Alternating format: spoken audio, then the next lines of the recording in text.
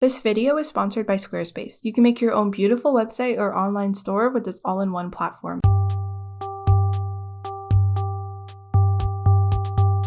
Today we are drawing a bunch of birds in my sketchbook. It is a double-page spread of all these cute little birds. I used a lot of mixed media when making this page, and I actually did the sketches a couple of days ago. I did most of them in Caran d'Ache pastels, even though it looks like I did it with pencils. I actually used pastels. I got the lines so thin because I sharpened them. It's actually really fun to use like freshly sharpened pastels, so you can actually get like a fine point. And I didn't use a pencil sharpener. I used like an X-Acto knife to sharpen them, and I also like to use that for regular pencils as well. And I did some like random watercolor on top. I wasn't really looking at any photos when doing this page. I was just kind of like drawing from imagination, and I really like how the style of a lot of these birds turned out. I like the sort of thin, long beak with the like simple eye that's sort of like a long like vertical oval for the eye. I think just doing like really simple dot eyes for animals, they almost look more gentle than animals that I draw that have more like a more detailed eye with a pupil and an iris and all of that. I also use some pencil crayon to doodle these. Like I sort of use a mix of the pastels and pencil crayon, but they just go really well together because they're both sort of like a dry media. They sort of have the same look and textures. So using them together tends to yield really nice results. And if you've been watching my videos lately, you'll know that I have been really trying to figure out a nice way to use those Caran d'Ache pastels, the wax pastels that are water soluble. And I think I sort of figured some stuff out with these pages.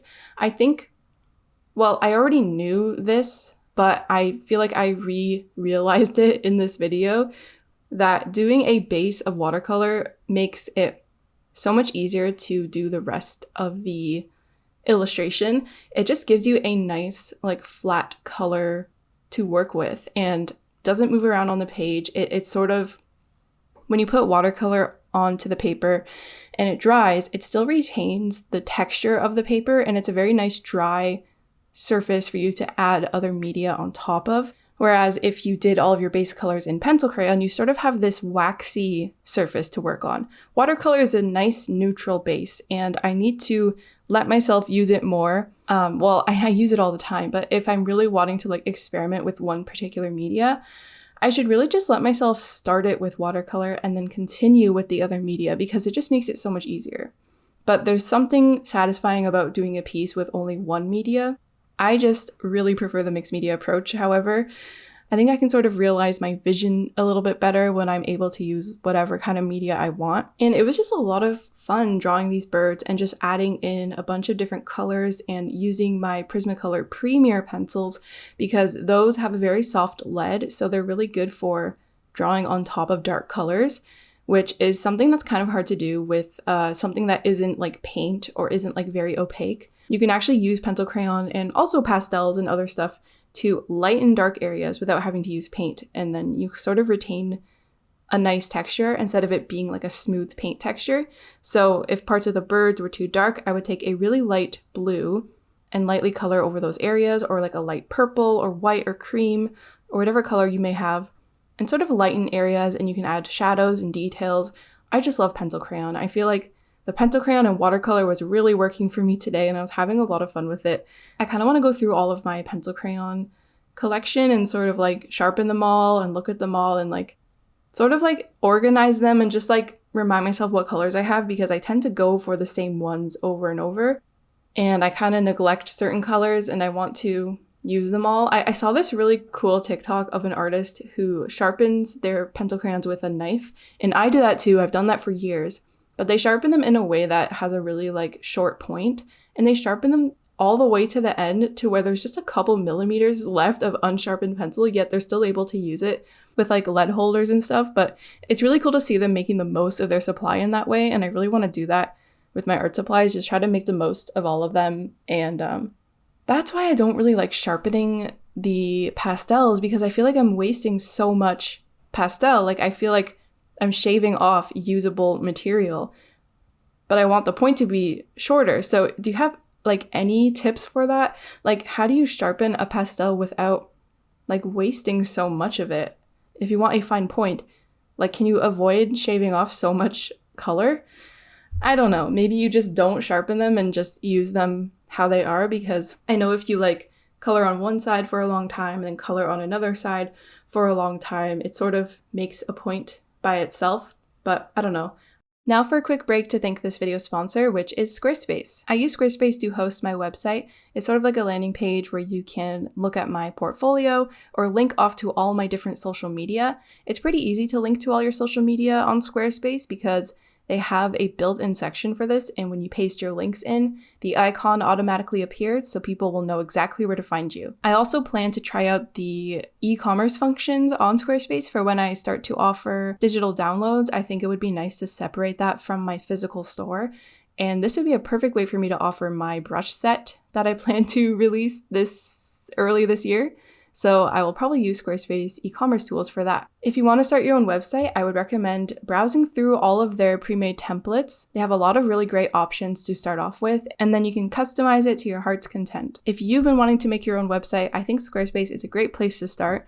You can even get a free trial at squarespace.com, and when you're ready to launch your website, go to squarespace.com/JelArts or use code JelArts for 10% off your first purchase of a website or domain. I really like the way this little brown bird turned out. I didn't like this sketch at first. It was my least favorite one, but I kept working over it, and I actually love the way it turned out. I love adding the little like stray feathers, the little tufts of fur all around the edge of the bird.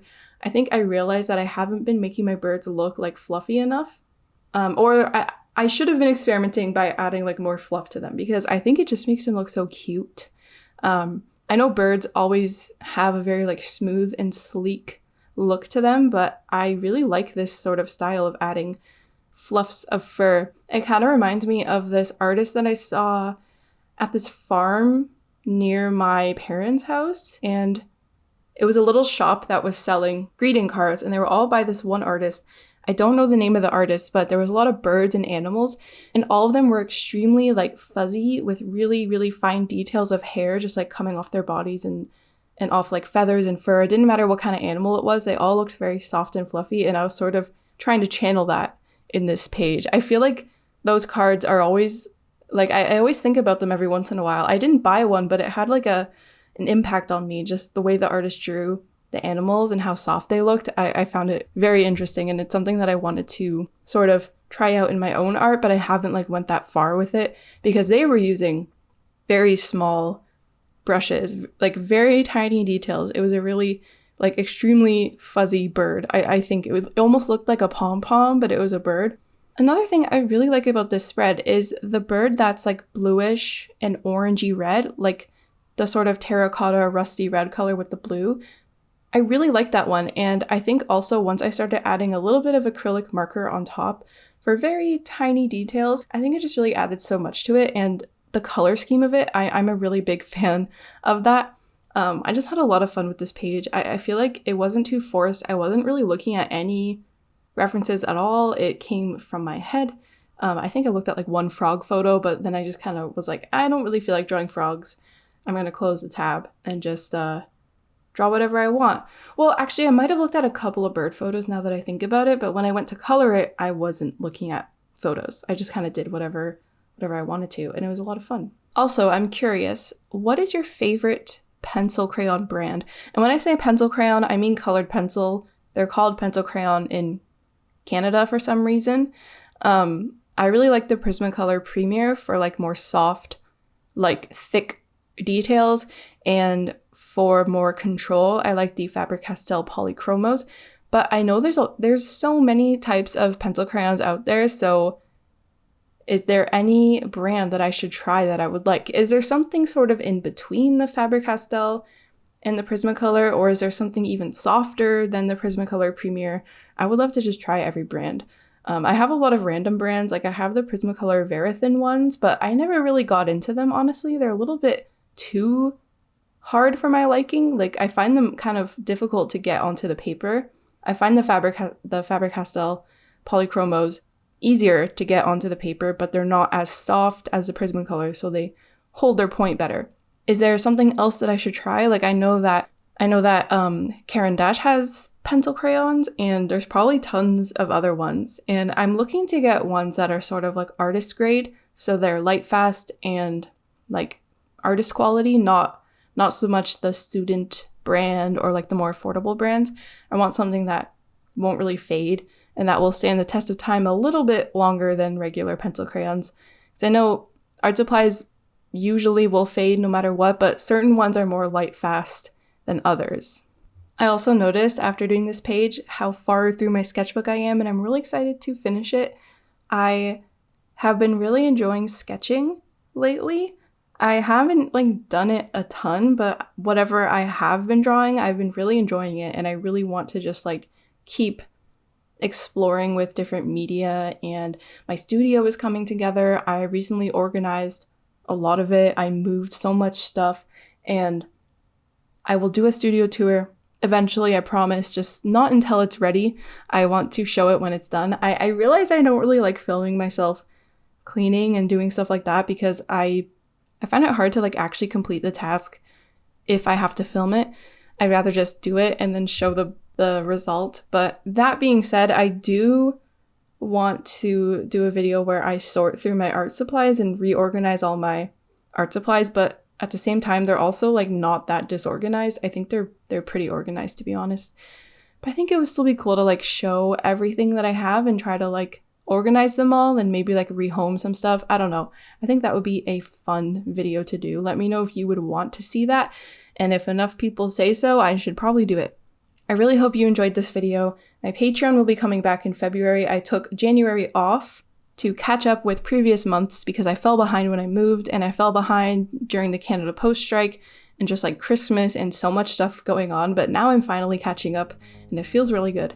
So make sure to keep your eyes peeled for whatever I will post in February for Patreon. I will also be updating my shop next month.